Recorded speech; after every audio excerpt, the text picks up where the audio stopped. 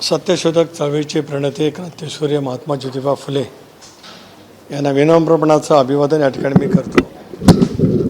त्यांच्या विचारधारेतून आणि त्यांच्या चळवळीतून केवळ आपल्या महाराष्ट्राला नव्हेच तर देशाला एक वेगळी वैचारिक दिशा मिळाली आणि विशेष करून स्त्रियांचा हक्क, स्त्रियांचं शिक्षण या संदर्भामध्ये त्यांनी रचलेला पाया आपल्या महाराष्ट्रासाठी गौरवास्पद, अभिमानास्पद पण आहेच, परंतु संबंध विश्वासाठी सुद्धा एक वेगळा विचार महात्मा ज्योतिबा फुले यांच्या विचारसरणीतून त्या कालावधीमध्ये मिळाला. शेतकरी, शेतकऱ्यांचं हित, बहुजनांचं हित या साऱ्याच गोष्टीवरती त्यांनी लक्ष फार मोठ्या प्रमाणावरती केंद्रित केलेलं होतं. आज आपण जो काय मूलभूत प्रश्न या ठिकाणी विचारतात की महाराष्ट्रामध्ये आज मराठा समाजाला आरक्षण मिळालंच पाहिजे, ही राष्ट्रवादी काँग्रेस पक्षाची स्पष्टपणाची भूमिका मी वारंवार वेळोवेळीच त्या ठिकाणी मांडली.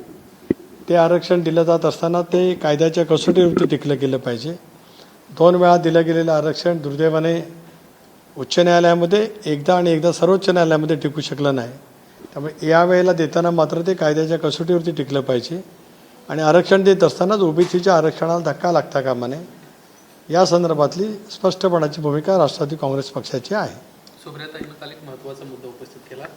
सरकारमध्ये सहभागी असून जर मंत्री व्यासपीठावर जाऊन आपली भूमिका मांडत असेल तर त्यांना मंत्रिमंडळात ही भूमिका मांडायला पाहिजे, परंतु त्यांना तिकडे जावं लागतं. याचाच अर्थ मंत्रिमंडळात कुठल्याही प्रकारचा समन्वय नाही. एक असं आहे की मंत्रिमंडळामध्ये भुजबळ साहेबांसारखे ज्येष्ठ मंत्री की जे जवळपास 1991-92 सालापासून राज्याच्या मंत्रिमंडळामध्ये काम करत आहेत, त्यामुळे मंत्रिमंडळाचं कामकाज, रूल्स ऑफ बिझनेस भुजबळ साहेबांना पूर्णपणे ज्ञात आहे.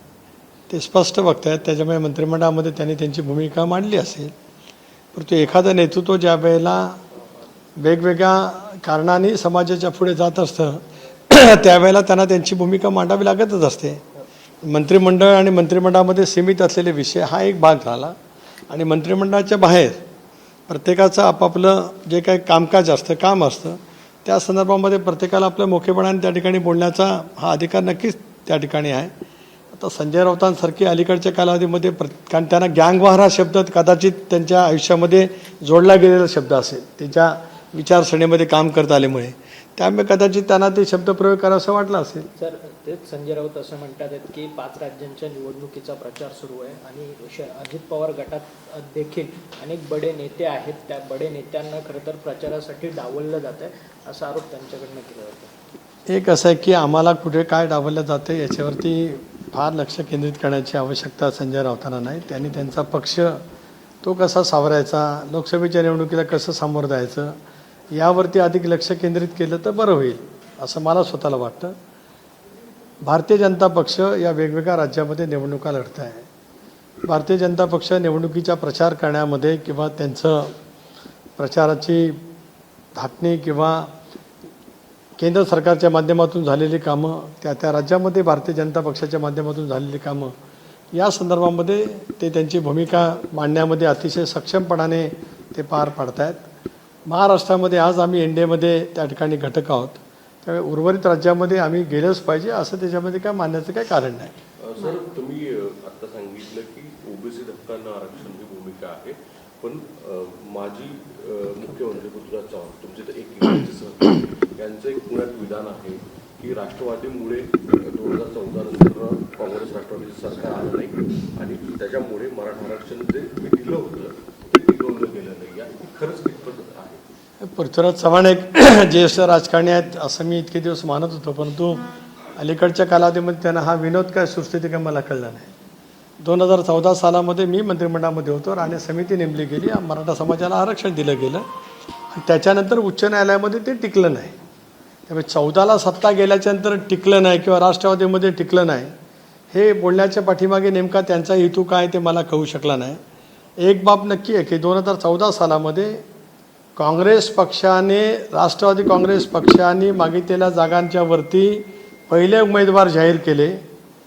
मी त्याला प्रदेश राष्ट्रवादी काँग्रेस पक्षाचा अध्यक्ष होतो. आमच्याकडून आम्हाला गाफील ठेवून कुठल्या जागा आम्हाला पाहिजेत त्याची माहिती काढून घेतली आणि आत्तापर्यंतचा प्रघात आहे की ज्यावेळेला निवडणूक पूर्व 2 प्रमुख राजकीय पक्षांची युती किंवा आघाडी होत असते त्यावेळेला ती जाहीर झाल्याच्यानंतरच उमेदवार घोषित करत असतात.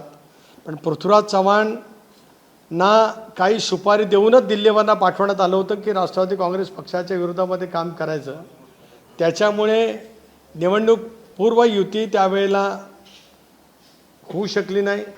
काँग्रेसकडनं ते जाहीर झालं आणि मग राष्ट्रवादी काँग्रेस पक्षाचा प्रदेशाध्यक्ष म्हणून मी असेल, आदरणीय प्रफुल्लभाई असतील, त्यावेळेचे उपमुख्यमंत्री अजितदादा, आम्ही राजभवनावरती जाऊन आम्ही त्यावेळेला, कारण निवडणुका जर का आम्ही सोबत लढणार नसू, अर्ज भरण्याची प्रक्रिया सुरू झालेली होती, त्याच्यामुळे मग सत्तेला चिकटून राहण्यामध्ये कुठलाही अर्थ नव्हता. म्हणूनच त्यावेळेला सरकारमधून बाहेर पडण्याचा आम्ही निर्णय कॉन्शियसली आणि शीर्षस्थ नेतृत्वाशी चर्चा करून आम्ही त्यावेळेला घेतलेला होता. दादा, हेच पृथ्वीराज चव्हाण असे म्हणतात की खरं तर राज्य सहकारी बँकेच्या संदर्भात मी काही कडक निर्णय घेतले केल्यामुळे 2014 सालचं आमचं सरकार आहे ते राष्ट्रवादीने पाडलं, असं पृथ्वीराज चव्हाण. असं आहे की पृथ्वीराज चव्हाणांच्या सरकारमध्ये सुद्धा सहकार मंत्री हर्षवर्धन पाटील होते. काँग्रेसही सहकाराच्या वरती अवलंबून मोठ्या प्रमाणावरती आहे. मी मगाशीच या ठिकाणी सांगितलं की ज्या हेतूने पृथ्वीराज चव्हाण राज्यामध्ये आले, जी काय आघाडीच्या सरकारची लय बिघडली, स्वर्गीय विलासराव देशमुख, मी सांगितलं की आत्तापर्यंतच्या कोएलिशन गव्हर्नमेंटचे सर्वोत्तम मुख्यमंत्री म्हणून विलासरावांच्याकडे मी अतिशय आदराने पाहतो. आदरणीय सुशीलकुमार शिंदे साहेबसुद्धा कोएलिशन गव्हर्नमेंटचे मुख्यमंत्री कसे असावेत त्याचाही आदर्श त्यांनी दिला. अशोकराव चव्हाण यांनीसुद्धा उत्तम काम केलं. पृथ्वीराज चव्हाण राष्ट्रवादी काँग्रेस पक्षाला सतत पाण्यामध्ये बघतच त्यांचा कारभार त्या ठिकाणी करत आलेले होते. त्याचा परिणाम राष्ट्रवादी काँग्रेस पक्षापेक्षा काँग्रेसला भोगावा लागला. आज काँग्रेस राज्यामध्ये 4थ्या क्रमांकावरती जी गेली त्याला कारण कोण असेल तर ते पृथ्वीराज चव्हाण आहेत. जस्टिस शिंदेची समिती जी आहे ती आता बरखास्त करावी अशी मागणी छगन भुजबळांनी केली. मराठवाड्याचं त्यांना काम दिलं होतं, ते पण निजामशाही नोंदी तपासण्यासाठी, मात्र त्यांना राज्यभरात केलं.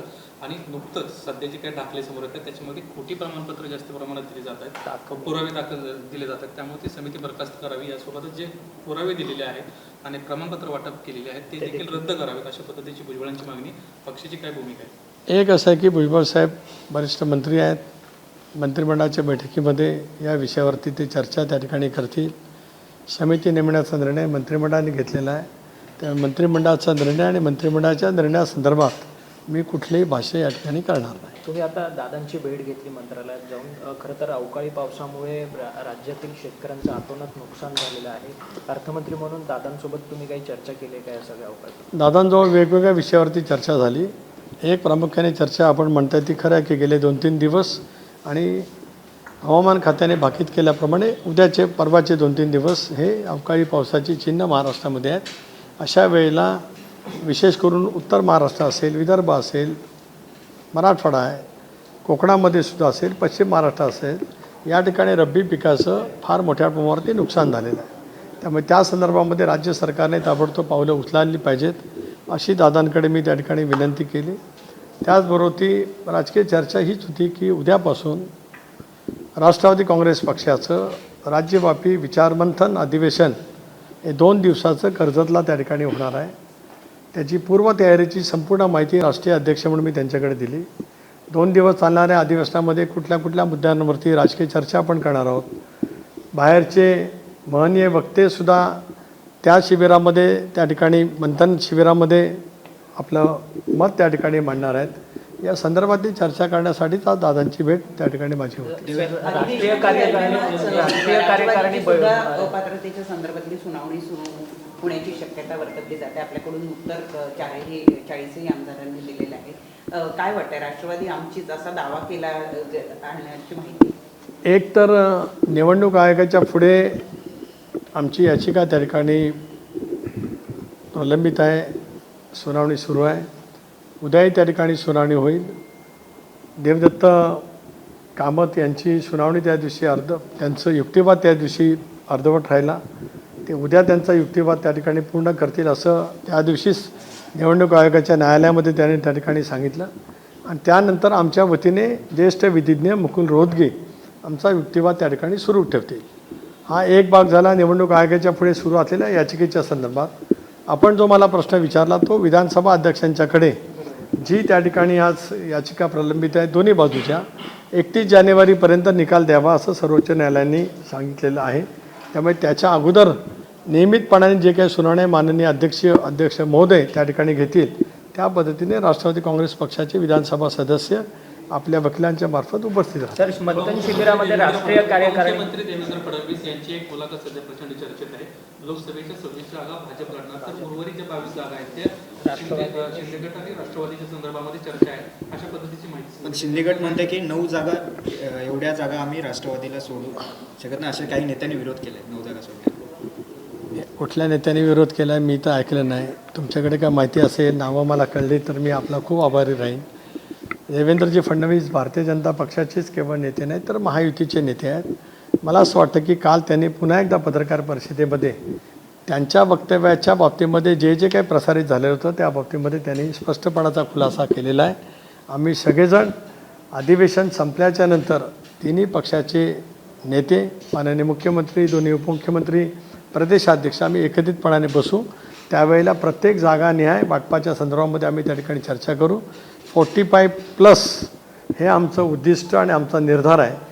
जागा वाटपात कुठल्याही पद्धतीची अडचण त्या ठिकाणी उद्भवणार नाही. तर मंथन शिबिरामध्ये राष्ट्रीय कार्यकारिणीची तुमची देखील बैठक होणार आहे. या बैठकीमध्ये काय रिझोल्युशन पास केलं जाते? राष्ट्रवादी काँग्रेस पक्षाच्या राष्ट्रीय कार्यकारिणीची बैठक 30 तारखेला संध्याकाळी त्या ठिकाणी बोलवण्यात आलेली आहे.